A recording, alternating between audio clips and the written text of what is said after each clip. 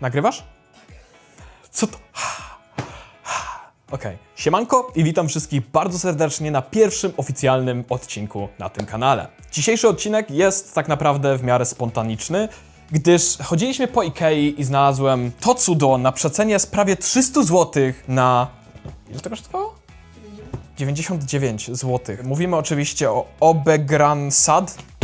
No i powiem, że byłem naprawdę w szoku, jak zobaczyłem to za 99 zł, bo pomyślałem sobie od razu, że to jest naprawdę dobre miejsce, żeby zacząć jakiś projekt DIY. To jest oczywiście ściana LEDowa, którą IKEA sprzedaje, ale oryginalnie w tym, co oni tutaj wsadzili, nie ma tak naprawdę za dużo ustawień. Są może z 4 albo 5 ustawień, które można zmieniać naciskając na pstryczek. No ale oczywiście, widząc coś takiego, ja od razu sobie myślę o tym, co można by z tym zrobić. Więc wygooglowałem i znalazłem. Na GitHubie znajduje się projekt, który zezwala nam na zmodyfikowanie tej ściany LEDowej, zhakowanie jej i zrobienie z niej w sumie tak naprawdę co tylko chcemy. Ja już mam kilka pomysłów w głowie, więc zobaczymy, co uda nam się tak naprawdę z tą ścianą zrobić. Zabierzmy się do unboxingu i zobaczmy, jak to cudo wygląda od środka. Jest to naprawdę prosty produkt, więc szczerze jestem w miarę w szoku, że to oryginalnie kosztowało prawie 300 ziko. Więc jeżeli uda wam się to znaleźć za dobrą cenę, to naprawdę zalecam zakupienie czegoś takiego. No i jak widać, jest to bardzo proste urządzenie. O kurde, jest ono też bardzo nisko poborowe,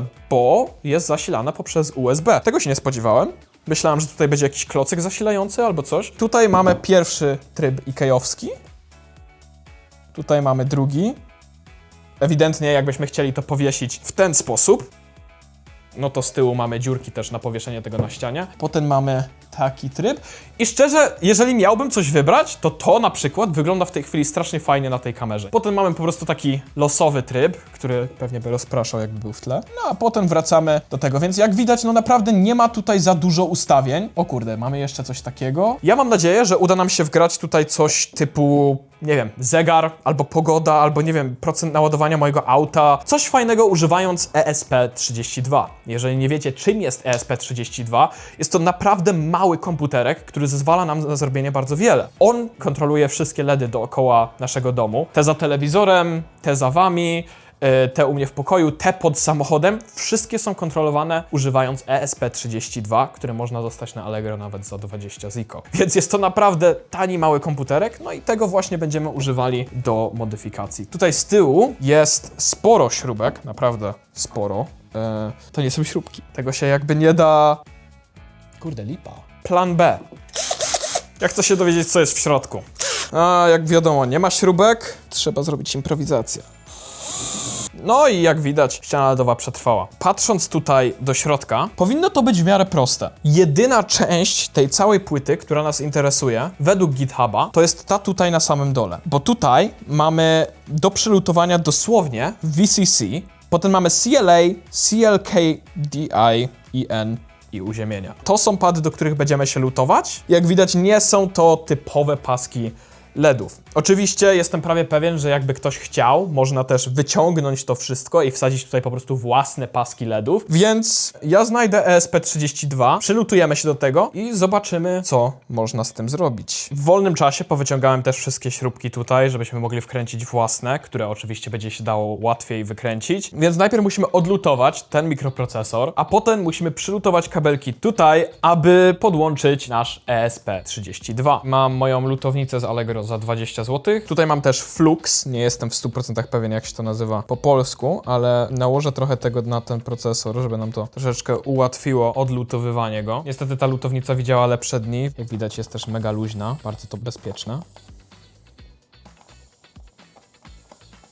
Niestety udało się zdelutować trochę padów. Nie jest to moja najlepsza robota. Tutaj na szczęście mamy większe pady. Nie wygląda to tak pięknie, jakbym chciał, żeby wyglądało, ale właśnie dlatego użyjemy na to troszeczkę gorącego kleju, aby to się po prostu nie odczepiło. Okej, poczekaj, bo wdychamy klej. Wszystkie kable mamy tutaj zrobione, więc raz, dwa, trzy, cztery, pięć, 6 kabli. I ja sobie zrobiłem zdjęcie na telefonie tego, jak żeśmy je zaprogramowali. Pierwsze. Czerwony i czarny kabel to jest moje VCC i uziemienie, więc to mogę wpiąć do 5V i GND. 12 i 13 mam wpisane jako Enable i Data, czyli że w ten sposób. To mamy wpięte i ostatnie dwa kable. 15, 14 to będzie Clock i Latch. No i w sumie wszystkie kable mamy powpinane.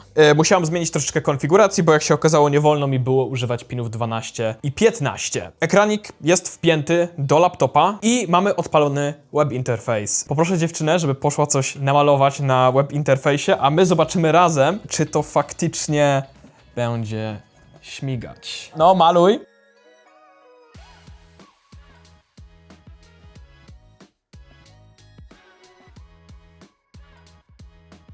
No i super. A spróbuj wybrać tam jakiś preset, wybierz na przykład zegar.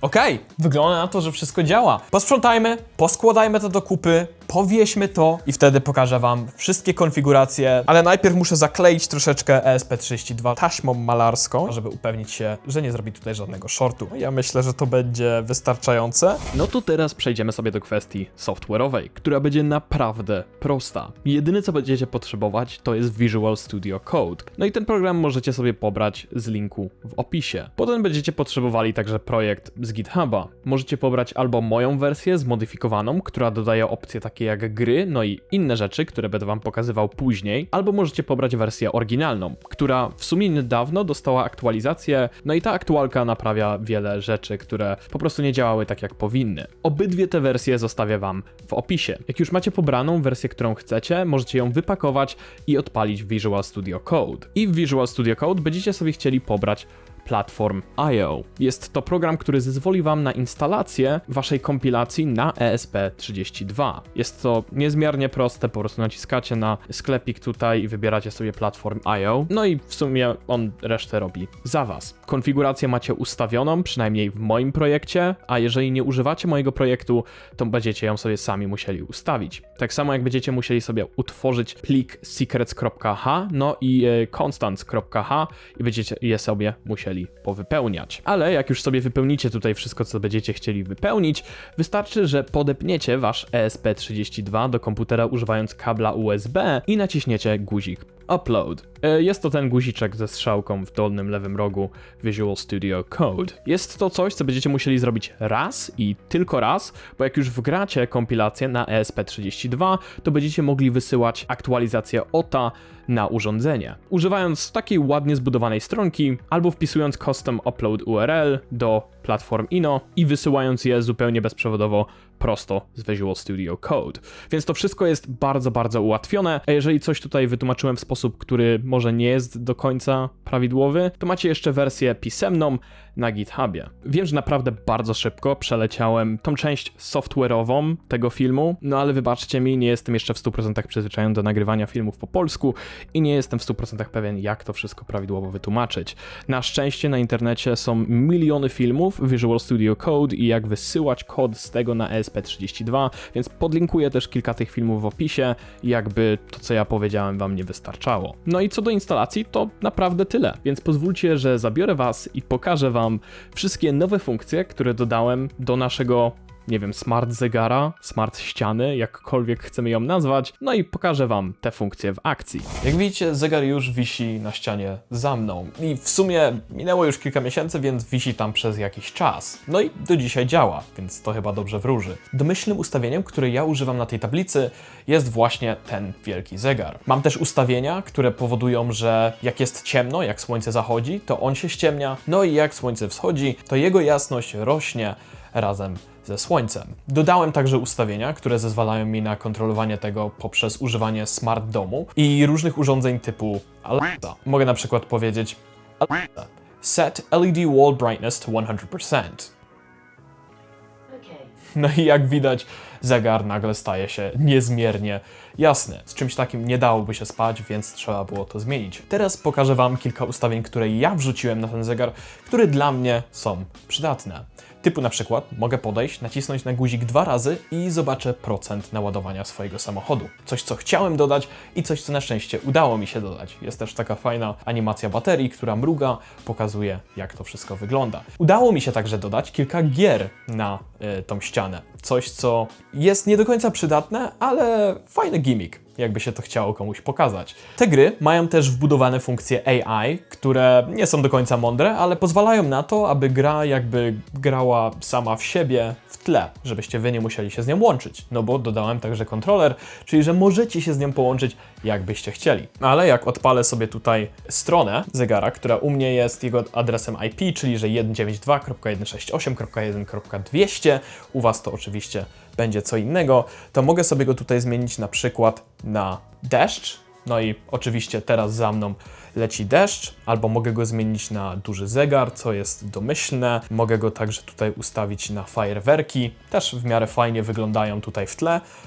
Mamy też opcję na węża, oczywiście klasyczna gierka, która naprawdę fajnie wygląda, jak AI w nią gra, jest troszeczkę znerfione. Jest tutaj też Breakout, taka w miarę klasyczna gra, dzisiaj dosłownie nad nią pracowałem, żeby ulepszyć troszeczkę to AI, ale w każdej chwili wy się możecie z nią połączyć, więc zademonstruję to teraz. Mam tutaj odpalony command prompt na komputerze, nie jestem w 100% pewien, czy go widzicie, ale jak nacisnę sobie w nim 6 i nacisnę Enter, to teraz jestem połączony z ścianą i mogę naciskać WASD, aby samemu kontrolować tutaj platformę.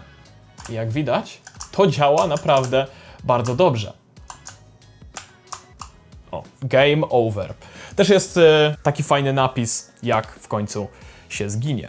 Żeby używać tego kontrolera, oczywiście poprawię dokumentację na GitHubie, żebyście wiedzieli dokładnie o co chodzi i jak sobie samemu można użyć tego, ale łączymy się z ścianą LEDową poprzez port UDP 12345. Bardzo proste i wysyłamy po prostu komendy do góry, na dół, lewo, prawo i można je sobie zaprogramować jak kto lubi. No i co jeszcze można dodać? Tak naprawdę mamy to. Smart ściana LEDowa, kupiona w Ikei za 99 zł i zhakowana używając ESP32 za 20 zł. Ja jestem naprawdę zadowolony z efektu końcowego i mam nadzieję, że wy też. Jeżeli zamierzacie się podjąć czegoś takiego, dajcie mi znać w komentarzach. No i oczywiście, jeżeli macie jakieś pytania, to także zadawajcie je w komentarzach. W opisie macie linki do wszystkiego, co używałem w tym filmie, wszystkie linki do oprogramowania, wszystkie linki do produktów, no i oczywiście także link do Discorda, jakbyście jeszcze nie byli jego częścią. No ale to będzie wszystko na dziś. Dziękuję wam bardzo za oglądanie pierwszego odcinku na tym kanale, pierwszego tak naprawdę prawdziwego, porządnego odcinku na tym kanale. Przepraszam, jeżeli on nie był taki płynny jak moje odcinki po angielsku. Jest to jednak coś, z czym czuję się o wiele bardziej komfortowo, no ale to przychodzi z czasem. Jeżeli wam się podobało, zostawcie łapkę w górę, a jeżeli nie, zostawcie łapkę w dół. No ale oczywiście napiszcie czemu w komentarzach, żebym mógł poprawić następny film. No i to będzie wszystko na dziś. Do następnego. Peace. Który powinno być w miarę łatwo zamontować w ten sposób albo w ten sposób. Kurde, ja już nie pamiętam. W sumie to jest nieważne, w który sposób.